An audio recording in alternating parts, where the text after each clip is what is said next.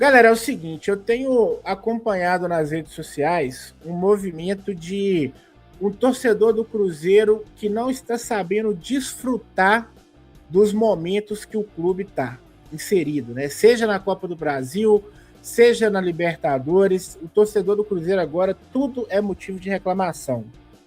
Em alguns pleitos eles têm razão, né? A gente, né, que eu tenho que me incluir também porque eu sou torcedor. Eu tenho visto o torcedor perdendo a oportunidade de aproveitar o momento que a gente sempre sonhou em estar, que é protagonismo em grandes noites de Copas, né? Tanto da Copa do Brasil quanto da Libertadores. Assim, eu não sei se isso é um movimento só de rede social, mas eu tenho visto muita gente torcendo mais para a própria opinião e para suas próprias narrativas do que para o Cruzeiro, tá? Eu vou dar um exemplo aqui que nem foi ontem, tá? Foi antes. Um dia aí eu fiz uma crítica ao Matheus Henrique, né? E aí, quando o Matheus Henrique fez aquele gol lá, um seguidor meu me mandou uma mensagem: e aí, não vai criticar o Matheus Henrique, não? Que não sei o quê. Tipo assim, o cara, em vez de comemorar o gol, ele veio direcionar para mim, tipo assim, porra, curte o momento, né? Depois você zoa, mas você vê que o cara veio com um ódio assim para cima de mim para falar, pô, e aí, não vai criticar, não, que não sei o quê. Galera, a gente tem que.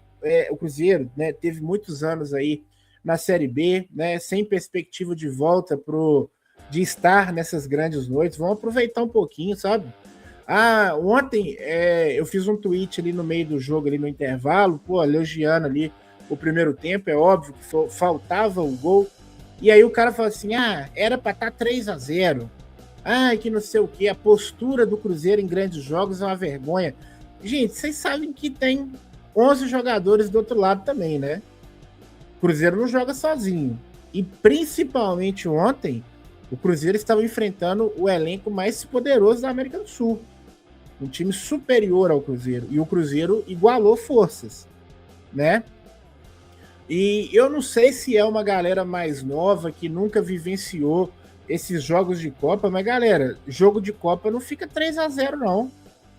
Entendeu? Se o time toma um gol, ele muda a postura para não tomar mais. Que tipo assim, se não der para ganhar hoje, a gente busca no próximo jogo. Não é um jogo de pontos corridos. Você recupera nas próximas rodadas. Não, meu amigo, um dia ruim você tá fora. Então, dificilmente você vai ver um jogo de Copa ficando 3-0, a não ser quando há uma discrepância técnica muito grande entre os times. E mesmo assim, ainda é raro de acontecer. Então, eu acho que o torcedor do Cruzeiro precisa desfrutar mais desses grandes momentos, sabe? Todo mundo tá querendo ter muita razão e, de repente, não tá aproveitando o momento. Igual, por exemplo, uma coisa é você pontuar que o Matheus Pereira não fez um bom jogo. Outra coisa é o cara falar assim, tá vendo? O Matheus Pereira é perninha. O Matheus Pereira some em grandes jogos. Cara, ontem, especificamente ontem, falando de ontem, né? Era um jogo que ninguém brilhou, nem do lado do Cruzeiro, nem do lado do Flamengo. Porque são adversários da mais alta qualidade técnica, entendeu? O espaço é mínimo. Ele fez um jogo ruim, sim, mas não tem mérito no adversário que conseguiu reduzir os espaços, né? Não tem mérito, porque a gente está falando de um time que é o Flamengo, né? Um adversário extremamente qualificado. Dá uma Arrascaeta também é pipoqueiro, porque não conseguiu nem pegar na bola direito. O Pedro não fez diferença nenhuma no jogo, né? Tem qualidade, mas não criou nada. O Paquetá fez o gol, né? Sobrou uma bola para ele chutar, ele fez o gol. Tirando isso, o Paquetá ficou extremamente sumido no jogo.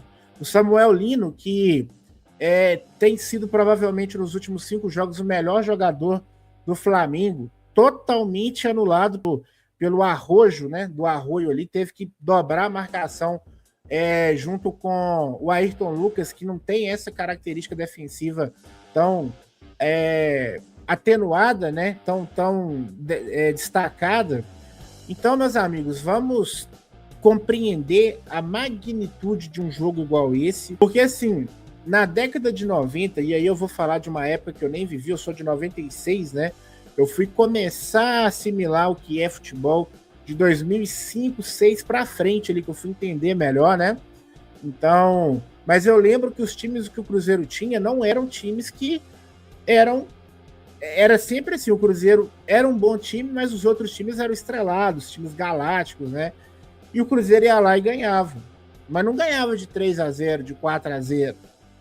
Entendeu? A gente tem que entender que o time copeiro é o time que consegue, assim, quando não dá para ganhar, ele não perde. Entendeu? Hoje tava num dia, o Cruzeiro, olha isso, gente, o Cruzeiro tava num dia que a gente não tinha, o Caio Jorge estava abaixo, o Matheus Pereira estava abaixo, e de certa forma o Gerson estava abaixo, e o Cruzeiro conseguiu fazer um jogo extremamente competitivo contra o Flamengo, entendeu? Porque não tinha que resolver ontem. Seria lindo ganhar de 3-0? Porra, eu ia soltar foguete se tivesse ganhado esse jogo, mas galera, vamos descer pro mundo real, vamos acordar para a realidade, né? O Cruzeiro não joga sozinho. A Chapecoense, uma coisa que talvez seja até interessante a gente falar, porque mas vamos dar uma olhadinha aqui, ó. Todos os jogos até agora da Libertadores ficaram Palmeiras, o todo poderoso Palmeiras, que jogou 3 vezes contra o Cerro Porteño e não ganhou nenhuma nessa Libertadores, empatou em casa, né? Empatou em casa e todo mundo já falava que muito provavelmente o Palmeiras vai passar. Mas projetar essa facilidade num jogo de Libertadores é desrespeitar uma competição que nunca foi fácil. Nunca foi fácil.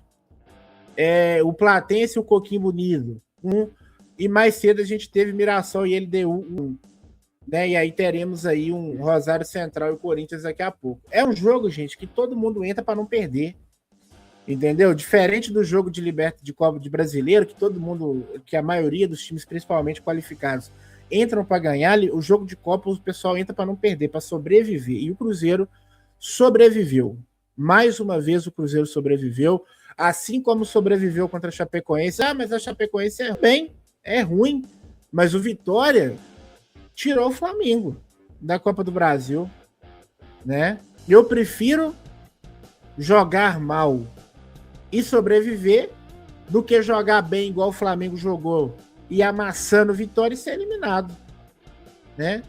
Porque a Copa do Brasil é o seguinte, você garante o passaporte para a próxima fase, o que tiver que consertar, você conserta depois. Então, meus amigos, o recado que eu tinha para dar para o torcedor é esse: voltem para a terra imediatamente. Isso não é pensar pequeno, né? Vocês estão confundindo eu vivo cheio de vaidade com eu vivo cheio de arrogância. Que você acha que o Cruzeiro tem que subjugar todos os adversários, né?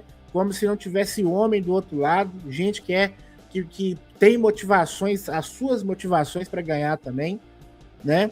Então, gostaria de começar a live falando um pouco sobre isso. Daqui a pouco eu vou entrar em outros assuntos também.